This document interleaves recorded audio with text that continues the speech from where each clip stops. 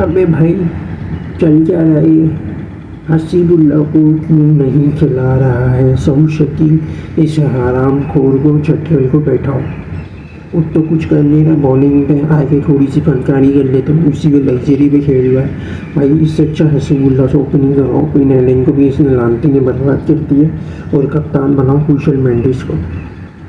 ये सबसे बड़ा सॉल्यूशन है। पावर प्ले में चीटिंग देंगे तो नीचे से स्टार्टिंग अच्छी मिलेगी, वरना अदरवाइज फर्स्ट रहेगा। इसी तरीके से आप आ जाओ लाहौर का।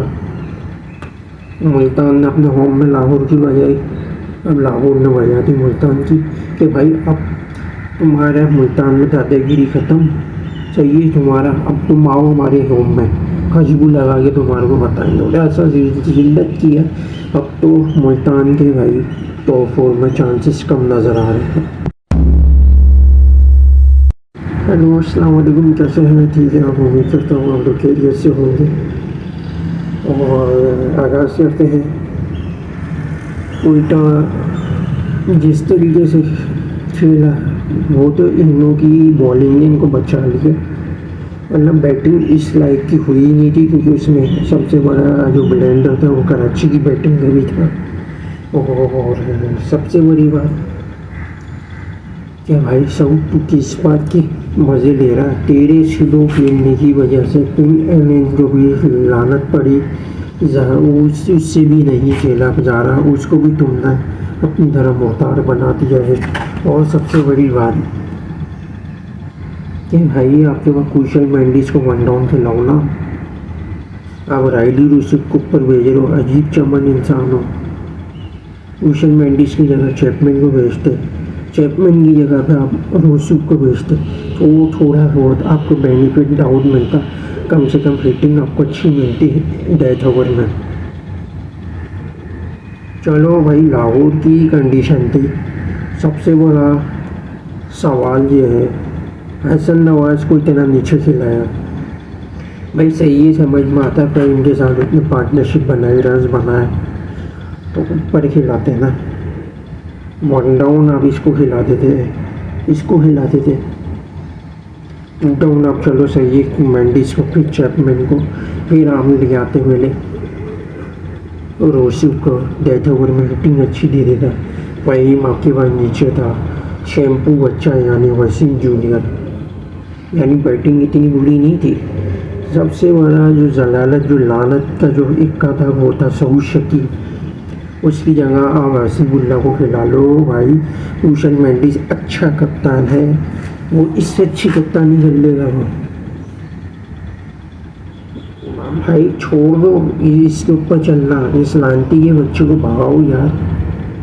आली बस 2-3 ओवर करा के बॉलिंग में बेनिफिट दे के भाई, ज़्यादा कोई अपने बाप पे एहसान नहीं किया ना दे रहे थे। इसमें कोई फ़ायदा है कि भाई तूने फील्डिंग में बॉलर्स वगैरह चला है? नहीं तो बॉलर्स का कमाल है। और उसका रीज़न मैं आपको बताऊँ, कराची की भी सबसे बड़ी गलती हुई कि भाई खुश्ती को किस बेकारी में खिला रहे हो ना। उससे बॉलिंग में कुछ हो रहा है, 12 रन छा रहा है, एक ओवर डला तो बॉलिंग के भी इस पे तो तुम लोग ले रहे हो भाई। इससे अच्छा तुम नियाजी को खिला लेते, नियाजी को खिला लेते। चलो अगर नियाजी को नहीं, नियाजी को खिला लेते, कम से कम आपके पास यहाँ मीर हमज़ा की जगह नहीं बनती थी। यहाँ पे आपको चाहिए था कि आमिर जमाल को खिलाते, क्योंकि मैं पहले भी बोलता हूँ आ रहा हूँ, कराची की कंडीशन पर सूटेबल कहती है हमज़ा को, इतना फ़ायदा नहीं है। लाहौर की कंडीशन में हिलती नहीं है इतनी बॉल। और आपने देखा कि फिर डेथ ओवर में आखिरी में सिर्फ शॉट कर जिसने विकेट ली, उतना फ़ायदा हुआ नहीं है इसकी बॉलिंग का। आमिर जमाल को खिला लेते हैं। और काशिफ को किस बात की मेरे की मज़े ले रहे हो? मर्जी में खिलाना था तो भाई अरफात मिनाज को खिला दिया करो ना। नबी से नीचे आमिर जमाल आया था, उसके बाद अरफात मिनाज आया था, बैटिंग भी अच्छी दे रहा था, जीत सकता था। अरसल अली जितना करीब ले जाने की कोशिश कर रहा था वो कर, जितना उसके साथ सपोर्ट चाहिए था। अब उमेर बिन यूसुफ तो आउट हो गया, उसका तो कसूर नहीं, उसका तो पहला मैच है, उस पर आप सारा ब्लेम डाल दो भाई। उस बच्चे को आप छोड़ दो, ख़ास तौर पर शान मसूद को रगड़ना, ये सारा ब्लेम आपने इसी पे डाल दिया, सारा ब्लेम अब इसी पे डाल दिया। अब इसी को पूरे PSL बैठाएंगे, देख लेना। अबे भाई कसूर है तो नीचे कुछ दिल का भी है। उस वो तो इतने मैचेस से चलता हुआ ही नहीं आ रहा। शाम को तो आपकी दूसरा मैच है, दूसरा या तीसरा। उस दिन जो है वो तो शुरू के एक मैच के बाद से तो वो जीतता ही नहीं आ रहा, कुछ कर ही नहीं आ रहा, कर ही नहीं पा रहा। इतने मतलब आसमान पे, सारे आसमान पे चले गए, उसके बाद से वो ज़मीन पर आने का नाम ही नहीं लिया। भाई यही होता है, मिजाजी को खिलाते इसकी जगह। ये नबी को थोड़ा ऊपर बेचते, उमर बिन यूसुफ की सुजदल की जगह के नीचे हम नियाजी को बेचते तो थोड़ी अच्छी बेनिफिट मिलता। आमिर जमान पीछे बैठते होते तो वो लाहौर की कंडीशन उसको सूट करती है, वो अच्छी फिटिंग देता है। आपने सबसे बड़ा उसको नहीं खिलाया। और दूसरी चीज़ रेटिंग, सबसे बड़ा कराची ये ब्लेंडर ये हुआ 8 ओवर में 75 थे, बाकी ये यानी 72 बॉलों पे आप लगा लो 42 और 25 कितने हो रहा। 72 बॉलों पर 67 रन बनाना कोई मुश्किल चीज़ थी। विंस विकेट टेके गया, सारा गेम तो विंस पे आया ना। विंस चलता है तो कराची जीतती, विंस नहीं चलता तो कराची, ये तो साइफत आज लाहौर में चला है, वरना तो वो कराची में पूरी 5 मैच देख लो उठा के सिर्फ सुस्ती की दुकान बना है। आज जाके थोड़ा सी तेज़ खेला है, लेकिन अच्छे मोमेंटम में ये भी विकेट दे गया। ईशान और उमर बिन यूसुफ पे प्रेशर बना क्योंकि नीचे सारे झटके थे। और शान जितना, देखो शान जितना कर सकता था क्योंकि उस पर प्रेशर है बैठाने का, और बाकायदा अभी इसको बैठा भी देंगे देख लेना। और शान के ऊपर इतना प्रेशर डाला कि वो इस तरीके से कैरी नहीं कर सका। और उसका अपना आदमी यानी खुरम शेख है जो जिसको ये हमेशा टेस्ट मैच में लेफ्ट हैंडर के अराउंड और राउंड विकेट पर चलाता है, आज उसी आदमी उसको खा गया। फिर खुशदिल आउट हो गया, फिर नबी आउट हो गया, फिर अब्बास आउट हो गया विकेट के। अब्बास की जगह आप हसन को भेज देते, खुशदिल की जगह आप नबी को भेज देते, थोड़ा प्रेशर कम रहता। आउट हो गए, सारे प्रेशर मलबा आ गया उमर बिन यूसुफ पर। हसन अली जितना कर सकता था कर रहा था, लेकिन फिर उमर बिन यूसुफ आउट हुआ तो सारी बल्ली उसी पर डाल दी कि भाई शान के बाद सबसे बड़ा कसूर इसी का, भाई इसका कसूर नहीं, सारा ब्लेम इस पर मत डालो। ये कराची का सबसे बड़ा ब्लेंडर साबित हुआ, जिसके सबब आराम से बनी बाजी कराची लाहौर में हार गया। इसी तरीके से बाजा मुल्तान गया, लाहौर में बॉलिंग भी फैसला अच्छा लिया क्योंकि चेज़ कर सकता था। क्योंकि जैसा कि मैंने आपको बताया मुल्तान और लाहौर की कंडीशन में थोड़ा सा 19-20 का फ़र्क है। लाहौर जो है वहाँ पर थोड़ी सी चीज़ और आसानी से हो जाती है। और जिस तरीके से आपने देखा था कि 229-28 का टारगेट पड़ा था मुल्तान के अंदर, लाहौर 195 बनाया था, जो मैंने आपको बताया था कि हारिस रऊफ के जो रन्स थे वो गले पड़े थे लाहौर के। लेकिन अब अगर देखा जाए तो मोहम्मद रिजवान के रन्स गले पड़े। अब आप बोलोगे कि भाई 48 बोले को 76 बना दिए, 185 तक दे गया, 86 तक टारगेट दिला दिया, और क्या चाहिए। तो भाई मैं बताता चलूँ, तकरीबन जो है ना वो 20 रन शॉर्टेज है मुल्तान के, 20 रन यानी 206 तक का टारगेट होता तो कहीं ना कहीं लाहौर फंसता। क्योंकि 200 तक का जो टारगेट है वहाँ तक जाने के लिए कहीं ना कहीं प्रेशर में विकेट हुआ था, क्योंकि मिडिल ऑर्डर थोड़ा वीक चल रहा है लाहौर का और चेजिंग में फंसता। थोड़ी सी भी अगर थोड़ी बॉलिंग अगर चल जाती, थोड़ा सा प्रेशर बनाती और लाहौर फंसता। लेकिन क्या हुआ, टारगेट कम होने की वजह से तो अब देखो ना पावर प्ले में स्लो खेला लाहौर,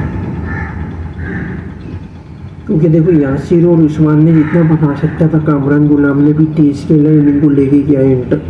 और सबसे बड़ी बात कि हारिस टेपिया यहाँ भी पीटा। मुल्तान ने 3 ओवर में 54 जाए या 4 में 46, थोड़ी सी बचत हो गई लेकिन पीटा अच्छा खासा। यानी कामरान गुलाम ने आखिरी ओवर में इसको निस्तो नाबूद कर दिया। देख टेपिया, ये देख ऐसे मारते। और उसके बाद पावर प्ले में 5-6 ओवर में 45 रन थे लाहौर के। और पावर प्ले में विकेट भी देखे तो फ़कर सबसे बड़ा सबब बना था स्लो खेलने का। क्योंकि वो डॉट बॉलें ज़्यादा ले रहा था और सिंगल डबल कम कर रहा था। जैसे देखो तो 3 चौके और 2 छक्के, यानी 5 बॉलों में 24 रन, यानी बाकी 4 सिंगल आए इसके। और 10वीं बॉल पे ये कैच देखी गया, यानी 12 डॉट बॉल ही की है। इन्हीं 12 बॉलों में अगर 12 रन सिंगल भी आ जाते तो आराम से 57 तक लाहौर बना लेता। और फंसता यहाँ पे, बाकायदा फंसता। लेकिन टारगेट थोड़ा सा कम था तो फ़ायदा हो गया, क्योंकि शफीक का लोंडा भी थोड़े बहुत इनिंग जो बना के ये भी आउट हो गया था। लेकिन प्रेशर तब भी था क्योंकि सेम बिलिंग आउट हुआ।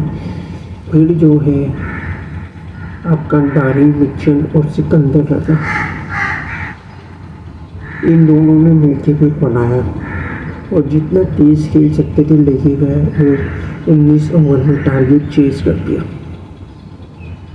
वरना अगर इसके अराउंड अगर आप देखो 20 रन और चाहिए होते 6 बॉलों पे, लाहौर फंसता और मुमकिन है सिर्फ 200 तक जाता, 206 तक पहुंच ही नहीं पाता।